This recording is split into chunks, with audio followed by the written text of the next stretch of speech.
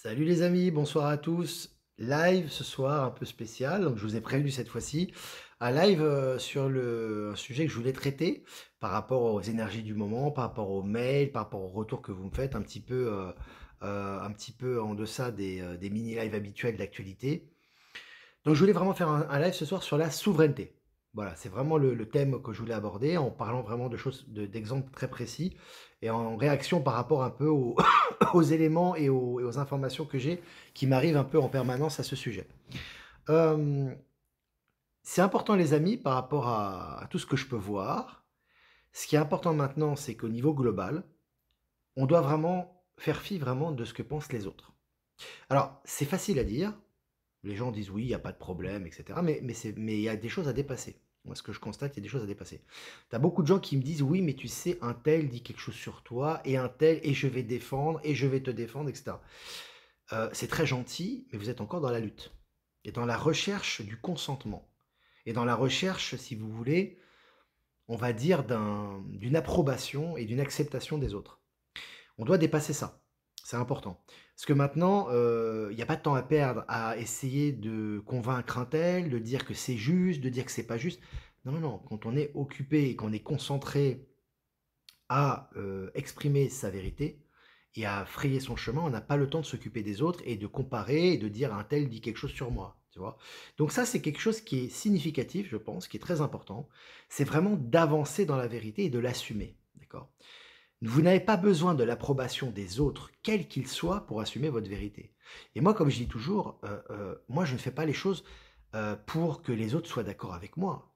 Je dois être honnête avec moi-même, et en étant honnête avec moi-même, je peux assumer ce que je fais, et j'accomplis mon plan de vie et ce que je veux faire ici. Et c'est très important. C'est très important, et c'est ça l'unique objectif de ce qu'on a à faire. C'est pour ça que parfois des gens vous disent oui mais je comprends pas et un tel dit ça et c'est pas normal et tu mérites pas ça. Non non non, tout est juste. Tout est juste.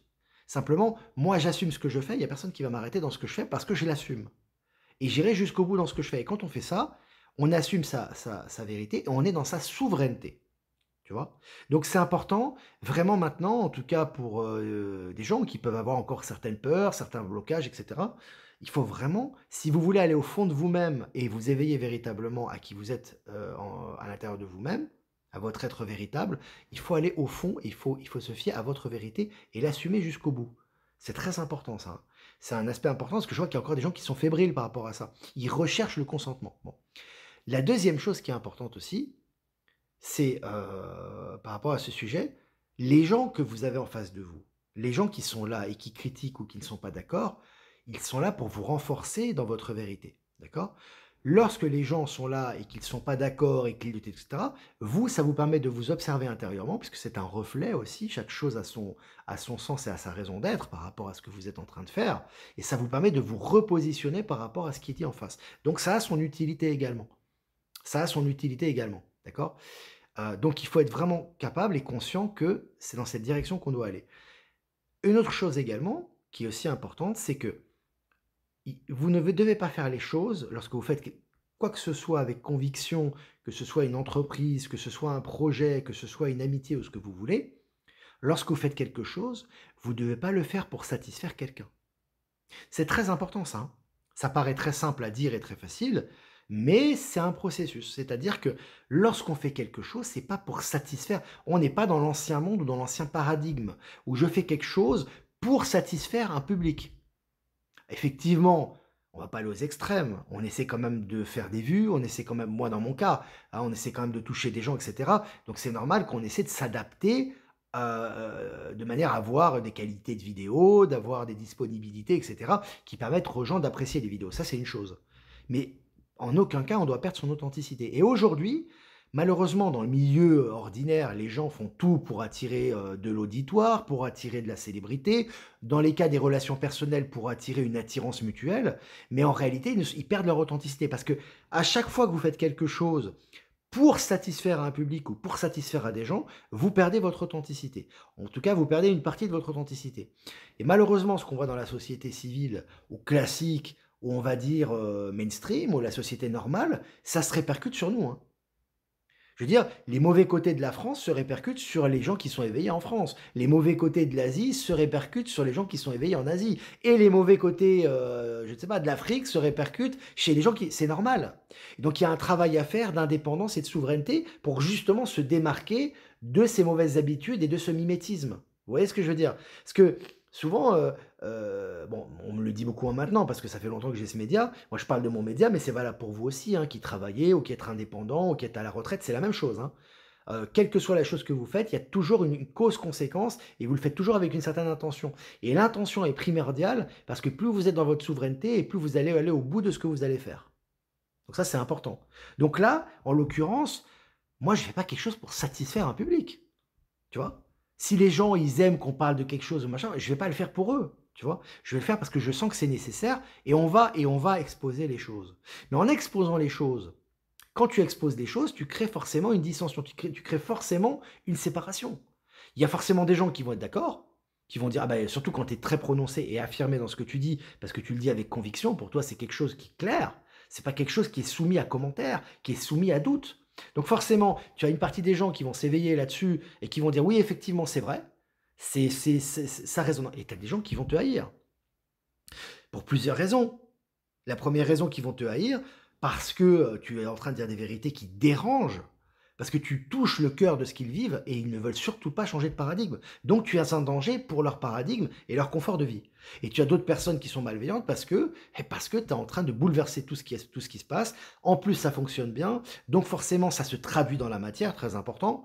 Parce que souvent, les gens qui sont dans le spirituel ou dans le nouveau monde, etc., dans la matière, il ne se passe pas grand-chose pour eux. Ils sont dans l'attente dans l'angoisse, et donc ils sont constamment dans la lutte contre un état profond ou un involutif imaginaire, et ils sont dans la pleurniche. Et ils s'enfoncent de plus en plus en ce moment, hein, vous avez vu avec les énergies. Donc, ce qui est important, c'est que il faut comprendre que tout ça est normal. Tout ça est normal, il n'y a pas besoin de se défendre de ça. Il faut laisser faire, tu vois. Quand tu es concentré, et ça beaucoup le remarquent et en font l'expérience, quand tu es dans ton authenticité, que tu es concentré sur ton chemin de vie, déjà c'est passionnant, parce que tu as toujours des éveils, tu as toujours des compréhensions, tu as une évolution, tu rencontres des gens de plus en plus extraordinaires qui te permettent justement de t'auto-analyser et de comprendre qui tu es, puisque nous sommes tous un reflet de nous-mêmes, quelque part au niveau quantique, et on avance constamment. On n'a pas le temps ni l'énergie de se concentrer sur ce que dit un tel, sur ce que fait un tel, sur ce que pense un tel. On a notre avis, on est bien ancré dans notre avis, on est bien enraciné, on avance, mais en aucun cas on va s'occuper de ce que pense un tel sur nous. Franchement, les amis, ça n'a aucune importance. Tu vois? Par contre, les gens qui sont pas ancrés et qui sont justement, et ils sont très nombreux, et je les blâme pas, mais c'est comme ça, qui essaient de satisfaire un public parce qu'ils attendent au niveau de l'ego un retour du public et ils veulent que ces gens continuent à les suivre, ils sont constamment en train de faire le grand écart. C'est-à-dire qu'à la fois, ils vont essayer de satisfaire ce public, etc., etc., et en même temps, pour satisfaire ce public, ils vont taper sur un tel ou ils vont offenser un tel parce qu'ils pensent qu'un tel leur fait du tort, tu vois. Donc ils perdent leur énergie constamment dans ces choses-là. Alors c'est justement ce qu'il faut pas faire. Ce qu'il faut faire, c'est se concentrer sur soi-même et émaner sa lumière et avancer. Et du coup, là, en fait, tout ce qu'il y a autour de toi, bah, c'est positif parce que même les choses négatives ou les choses qui sont censées interférer te font grandir. Tu vois? C'est vraiment la transmutation qui s'opère. L'ombre sert la lumière. Voilà. Donc, je voulais vous parler de ça parce que c'est vraiment important au niveau global. Là, je parle vraiment au niveau général, hein. Je ne parle pas d'actualité, je ne parle pas de mon cas précis ou quoi que ce soit. C'est vraiment pour que vous compreniez. En tout cas, moi, j'essaie de vous donner un aspect et une réflexion, que vous compreniez que la souveraineté, elle est primordiale en ce moment. Et c'est pas simplement la souveraineté financière. C'est bien la souveraineté financière d'être autonome, d'être indépendant, de plus être dépendant du système de salariat. C'est très très bien. Si vous arrivez à faire ça, c'est bien. Moi aussi, je l'ai fait. Mais il n'y a pas que ça. La souveraineté, c'est une attitude intérieure. C'est-à-dire, on n'attend rien de l'État. On n'attend rien des autres. On n'attend rien des amis. On n'attend rien des enseignants. On n'attend rien des religions. On n'attend rien des courants spirituels. On attend tout de nous-mêmes. Et on avance, et on progresse, et on retourne à qui l'on est. Tu vois? C'est la seule chose qui compte. Et tout ce qu'on doit faire doit vibrer avec nous-mêmes. Et là, c'est passionnant. Et là, on est vraiment sur le chemin droit. Et là, peu importe ce que les gens vont dire, vous savez que vous êtes dans le droit chemin. Tu vois? Et c'est ça le plus important. Vous n'allez pas vaciller toutes les 5 minutes. Tu vois? Et c'est ça qu'on doit retrouver tous ensemble et que chacun doit retrouver sa propre vérité et son propre chemin. Voilà. Il faut briller la lumière et vivre son chemin de vie. Exactement, Eric, c'est ça. Salut Flo, on vibre l'authenticité, on a la rétribution correspondante, exactement. Bon, si vous avez des questions, les amis, on va rester un petit peu de temps ensemble. Bon, sur le sujet de la souveraineté, ça serait vraiment bien, mais on peut aussi élargir le sujet et parler d'autres choses, c'est pas un problème. Mais je voulais vous parler de ça ce soir quand même. Voilà. Être authentique est la clé, exactement, Alexandrine. Certains vont dire: «Je suis d'accord, mais rien ne changera pour eux, Rick». Mais oui, mais c'est ça parce que c'est compliqué. En fait, c'est pas que c'est compliqué, c'est que ça demande de remettre beaucoup de choses en question. Parce que tant que ça va dans le sens du poil, on aime bien le nouveau monde, on aime bien les énergies, on aime bien: «Ah, c'est agréable, c'est sympa d'être ensemble». Mais dès que ça commence à tailler dans le roc, tu vois? Ça commence à toucher des couches plus profondes, on va dire plus lourdes de notre ego, notre mental, là tout de suite on s'écarte. Ça y est, ça devient on devient beaucoup plus réticent. Et c'est là qu'on doit s'accrocher, qu'on doit tenir le fil d'Ariane et justement qu'il faut continuer à s'assimiler et être dans l'acceptation. Certains y arrivent et d'autres y arrivent pas, tu vois?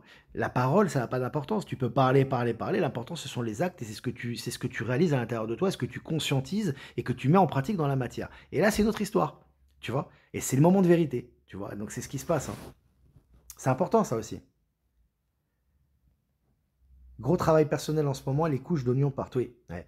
C'est possible pour ça que je fais ce live, parce qu'il y a beaucoup de gens actuellement, c'est beaucoup de gens actuellement qui souffrent énormément de ça parce qu'ils se sentent un peu perdus, un peu dans le spleen, ils sentent qu'il y a des choses qui ressortent, des conflits qui arrivent, etc. Et c'est là justement qu'on doit être centré. C'est là, parce que peu importe ce qui se passe à l'extérieur, l'important c'est l'attitude que l'on a par rapport aux événements qui arrivent.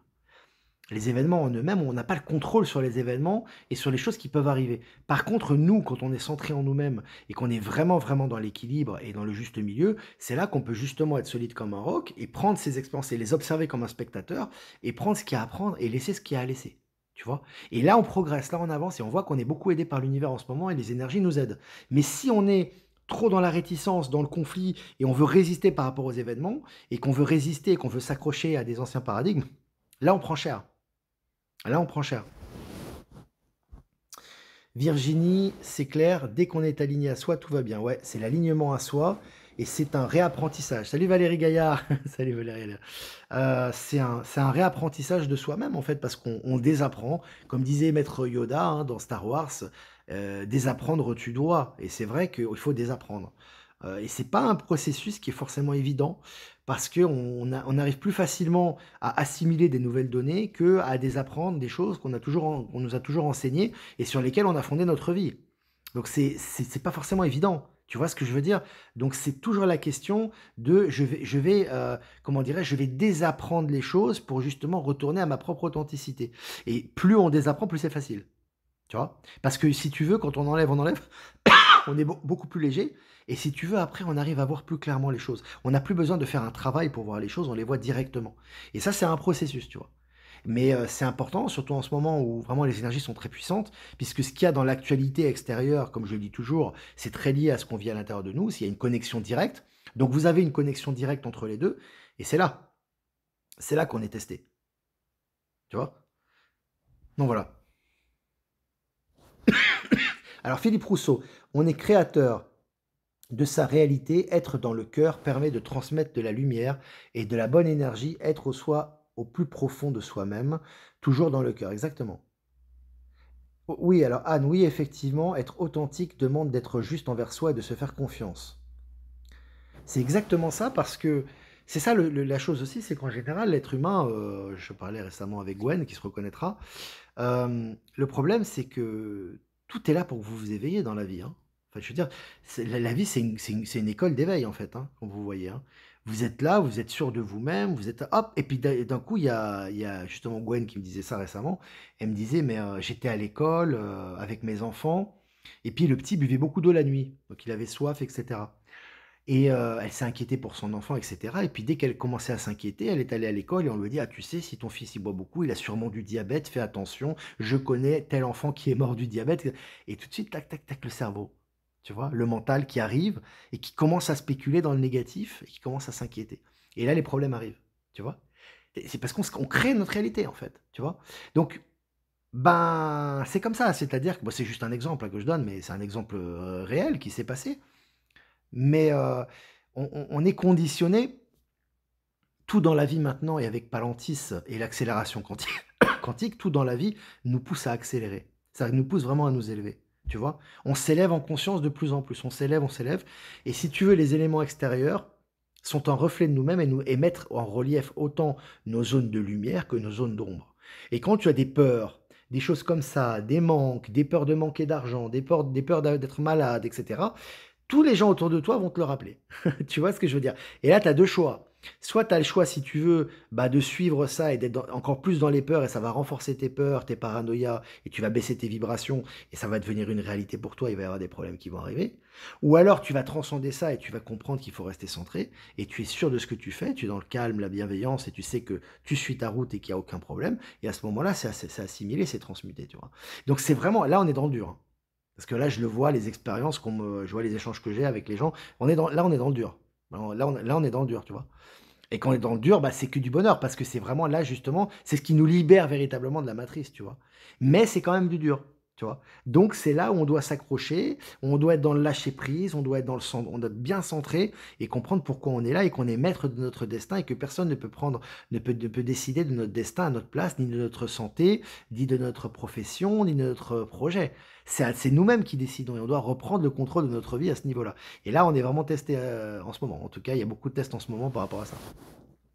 Alors Philippe Rousseau, les peurs viennent en partie de notre ego, s'aligner cœur et son ressenti lâcher prise. Ouais, il faut un alignement avec le cœur. Ce qui est important, c'est le cœur qui est conscient. Le cœur est une conscience également. Le cœur, c'est évidemment il y a l'organe, le cœur physique, mais c'est aussi un cœur spirituel.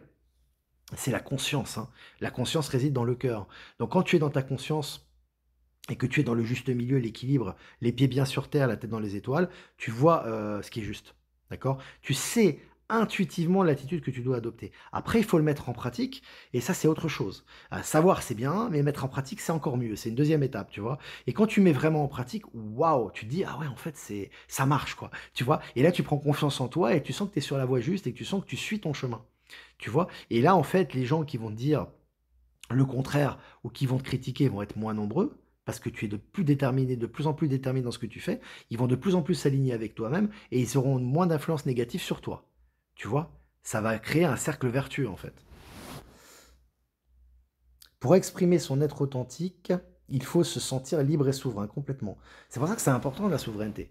C'est très important, c'est ce qui te permet d'être libre et c'est ce qui permet de t'exprimer quoi. C'est ce qui permet d'exprimer ta vérité si tu veux, en faisant totalement abstraction du résultat, des réactions et de ce que les autres peuvent penser. C'est pas un manque de respect. C'est pas ne pas considérer les autres, c'est simplement respecter son opinion, respecter son ressenti et l'assumer. Et ça demande de faire ça demande, si tu veux, un choix conscient. C'est un choix conscient, tu vois? Parce que forcément, tu auras toujours des à-coups et des critiques et tu auras toujours comment dirais-je, des aspects négatifs qui vont se manifester et qui vont essayer de te perturber.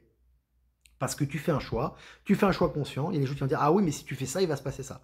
Tu vois ce que je veux dire? Et c'est là où tu es testé justement. Et grâce à cette opposition, tu peux retourner à ton être véritable et être beaucoup plus déterminé à faire ce que tu as à faire. Tu vois? Donc voilà.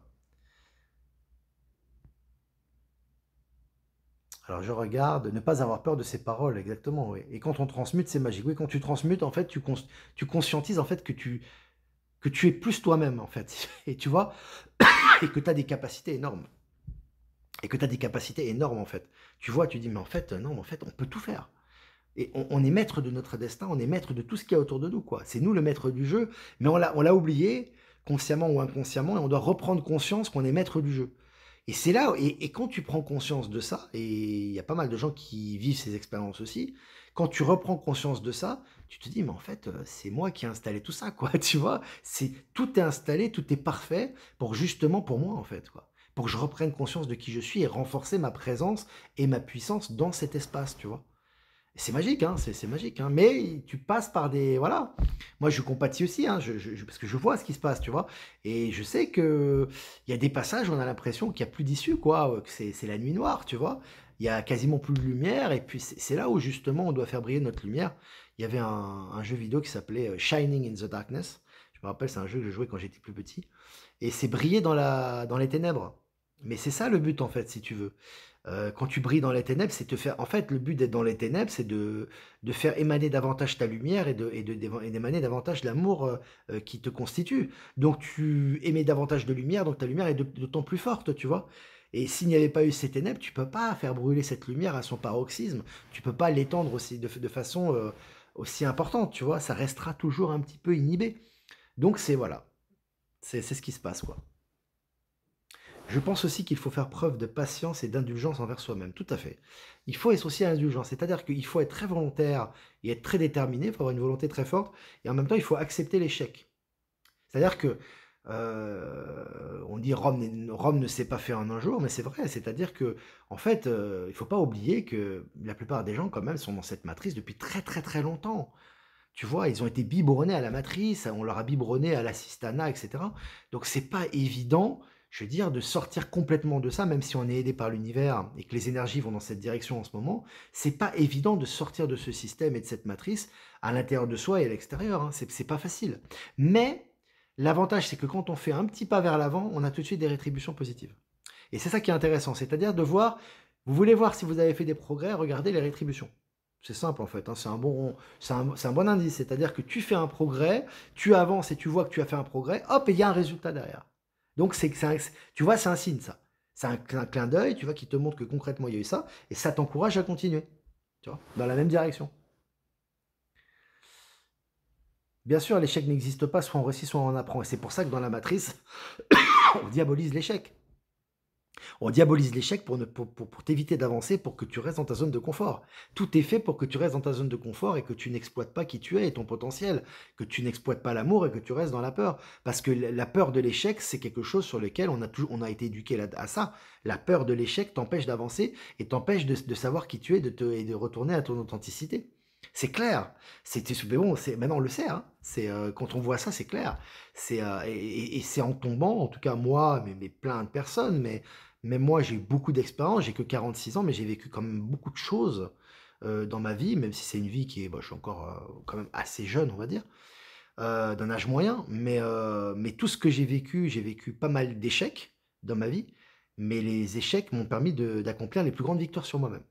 Donc, si j'avais pas vécu toutes ces épreuves, toutes ces souffrances, toutes ces difficultés, tous ces échecs et tout, je serais pas qui je suis aujourd'hui, mais je serais pas le dixième ou le centième de ce que je peux émaner aujourd'hui, quoi. Donc c'est ça la gratitude aussi, c'est-à-dire quand on vit les choses, eh ben, c'est difficile, c'est dur, on en a marre, il y a certains qui ont envie carrément de se suicider, etc. Mais on se rend compte assez rapidement que c'est notre plus grande richesse quand on arrive à le transcender, quoi. Et après, on a une force incroyable. Tu vois ce que je veux dire? Voilà. C'est un phénomène que beaucoup de gens vivent, ça, hein. Il y a un phénomène que beaucoup de gens vivent, hein. Alors Flo, poser des actes même quand on ne sait pas où aller et paf, on nous montre le juste chemin, c'est vraiment magique. C'est sûr que quand tu conscientises les choses, c'est plus facile. Quand tu conscientises et que tu es concentré sur quelque chose et que tu sais que ça vibre en toi et que tu sais que c'est juste, tout s'aligne en ce moment et c'est très facile. Et en fait, tu as juste à suivre ton intuition. Et tout est fluide. C'est vrai que ça. Comme dit l'autre, ce n'est pas un échec. Ce n'est pas un échec, ça n'a pas marché. Oui, et surtout, c'est toujours pareil, hein, c'est toujours les lois des opposés, ça fait partie de la création et de l'expérience. Il faut connaître le non-amour pour exploiter l'amour et pour vivre l'amour, hein. On doit connaître le non-amour pour... Donc, l'échec, on pourrait le comparer comme quelque chose, une souffrance, une difficulté, une frustration, et le fait de ne pas pouvoir atteindre ses objectifs, etc.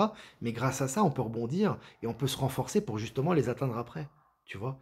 Et si on n'était pas passé par ces échecs, on ne pourrait jamais atteindre les objectifs, quoi. Tu vois. Ça, on ne nous l'apprend pas à l'école, hein.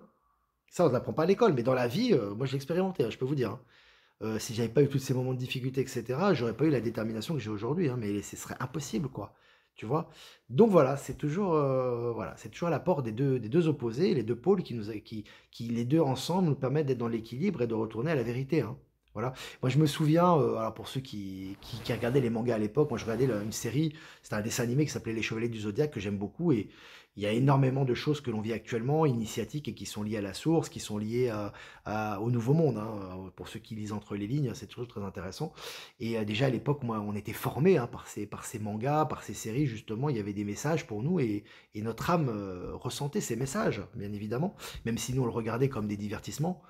Et je me souviens qu'il y avait un personnage, alors pour ceux qui connaissent, ils savent déjà, mais pour ceux qui connaissent pas, en résumé, vous avez un personnage qui s'appelait le Phénix. Le Phénix, c'était un des chevaliers en fait du Zodiaque. Et le Phénix, en fait, si tu veux, en fait, c'était un enfant, un orphelin, hein, il faisait partie des orphelins, et il devait avoir des formations dans différentes zones du monde, des formations plus ou moins difficiles pour devenir des chevaliers. Et c'était tous des orphelins, donc déjà, c'était des enfants qui avaient souffert déjà, hein, c'est des enfants qui n'avaient pas de parents, et tu avais deux frères. et tu avais le phénix, ou celui qui est devenu le phénix après, qui s'appelait Iki, et il y avait son frère Sean, c'était des enfants. Et en fait, à un moment donné, ils tiraient au sort, et dans les tirages au sort, ils avaient, si vous voulez, l'endroit où ils devaient faire leur initiation. Tous ces futurs chevaliers, si tu veux. Et à un moment donné, tu as comment dirais-je, un endroit qui était le plus redouté de tous, qui était l'île de la mort, qui était l'endroit, c'est considéré comme l'enfer sur Terre, et personne ne voulait aller là-bas. Et le petit Sean, qui était très fragile, très chétif, etc., on fait un tirage, et hop, Sean, île de la mort. Donc le petit Sean, il pleure, il en peut plus, il hurle, il est terrifié, quoi, tu vois. Et il y a son frère qui s'appelle Iki qui dit non, moi je vais y aller à sa place. Donc il prend l'île de la mort et il échange avec l'île d'Andromède, si tu veux. Donc il a pris, entre guillemets, il s'est sacrifié pour son frère, si tu veux, il a pris le choix de l'île de la mort. Donc en fait, le petit est allé sur l'île de la mort. Donc Iki, futur chevalier phénix, hein, voilà, va sur l'île de la mort et c'est terrible. Terrible, il souffre, il est frappé, torturé, il a une formation, mais terrible. On ne sait même pas comment il arrive à sortir vivant de cette formation, tu vois. Donc c'est une souffrance en permanence, c'est une île où il fait très très chaud, il n'y a pas d'amour, etc. Et il sort vainqueur et il remporte son armure et il arrive. Ben, ça devient un des chevaliers les plus déterminés et qui a le plus de volonté de tous les chevaliers en question. Ça veut dire qu'il a tellement souffert, il a tellement dépassé, si tu veux, toutes ces difficultés qu'il devient le chevalier le plus redoutable et qui a une volonté indestructible, quoi. Et qui est plus fort que, tout le reste, que tous les autres, qui a une volonté incroyable et qui va faire des miracles, tu vois, par la suite, quoi. Donc ce que je veux dire, alors ça c'est bon, j'ai fait une parenthèse par rapport à un dessin animé, mais c'est très significatif. C'est la vie. La vie, c'est vraiment l'initiation, c'est vraiment l'élévation. Ça, c'est le saut quantique. Si tu veux, c'est dans la vie, on est forgé par les opposés, par les pôles opposés, et quand on expérimente le non-amour et qu'on arrive à le transcender, on devient indestructible. Tu vois? Et c'est ça, et c'est ce qu'on vit. C'est pour ça que on peut apporter aux autres des choses, parce qu'on a vécu des choses aussi un peu similaires. Donc, il faut non pas être masochiste et attirer les épreuves, hein, de toute façon, il y en a suffisamment comme ça, mais c'est vraiment tirer, si tu veux, toujours l'épreuve est toujours une opportunité d'éveil caché, hein, tout le temps, hein. Donc vraiment, c'est toujours dans l'acceptation, la gratitude quand on a vécu ça. Et quand on est dans l'acceptation et qu'on transmute et qu'on transcende, on devient plus fort et on développe ses capacités et on revient à soi. Et on revient à la source, en fait, tu vois. Donc tout ça a un sens, tout est juste et tout a été choisi par nous-mêmes, en fait. Voilà. Donc j'ai fait une aparté. Je parlais de quelque chose un peu, un souvenir d'enfance, mais pour moi, c'est très significatif. C'est très significatif. Voilà. Alors c'est un constat, mais pour le moment, mais est-ce que tout le monde passe par là? Pas forcément de cette façon-là. C'est qui pose la question? Virginie. En fait, on passe pas tous par les mêmes épreuves, etc. Mais on a tous des critères communs. Par exemple, ce phénomène, si tu veux, des pôles opposés, il est universel. Tout le monde a vécu à son niveau des expériences de non-amour. Tout le monde en a vécu à un certain niveau, hein. Quel que soit le niveau et l'intensité, tu l'as vécu. Ces expériences de non-amour, quand elles sont transcendées, elles te rendent, si tu veux, en fait, elles te permettent de manifester davantage d'amour. Ça, tout le monde l'a vécu. Tu vois, tout le monde l'a vécu ça, à son niveau. Et c'est une réalité. Ça, on l'apprend pas à l'école, on nous l'enseigne pas. Et pourtant, c'est réel, c'est véridique, tu vois. Et c'est clair. Et quand on prend conscience de ça, ça passe beaucoup plus vite, quoi. Les épreuves passent beaucoup plus vite, en fait, si tu veux. Tu vois, ça glisse beaucoup plus parce que tu conscientises ton épreuve. Donc la preuve, ça passe super vite, tu vois. Et hop, tu fais un saut quantique. Alors, aller vers ce qui nous fait sourire, vers ce qui nous fait vibrer complètement. Maintenant, c'est tout ce qu'on a à faire. C'est tout ce qu'on a à faire actuellement, hein. C'est vraiment d'aller dans le, c'est vraiment d'aller dans le sens dans le sens de ce qui vibre en nous et on est guidé. Donc, on va dans ce sens de ce qu'on vibre en nous. On n'obtient pas forcément toujours ce que l'on attend. Ça peut être des choses un petit peu différentes, mais c'est toujours les choses justes que l'on doit vivre pour notre éveil, notre élévation. Et au final, hop, on découvre quelque chose d'extraordinaire sur nous-mêmes, déjà en nous-mêmes, et ça se manifeste à l'extérieur. C'est ça qu'on veut en fait, tu vois? Donc voilà. Alors je regarde un peu vos questions les amis, parce que j'ai beaucoup parlé. Marly, bon, j'ai signé pour l'île de la mort avant de venir ici, hein. Bon, on est pas mal dans ce cas-là, hein. Alors, donc on n'est pas obligé, non, Virginie, on n'est pas obligé de passer par là. Non, on n'est pas obligé. Je vais donner juste un exemple pour comprendre le processus. Salut Valérie, Valérie Stockley qui est là. C'est juste pour comprendre le processus. Chacun vit des choses différentes, hein.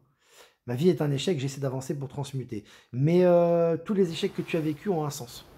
J'en suis certain. Alors, je ne connais pas ta vie, moi, je ne connais pas en détail ce que tu vis, mais les échecs que tu as vécus ont un sens. Ça, c'est sûr. Et je pense que tu peux transcender beaucoup de choses aussi. Les Japonais sont très ouverts à la spiritualité et beaucoup sont bouddhistes.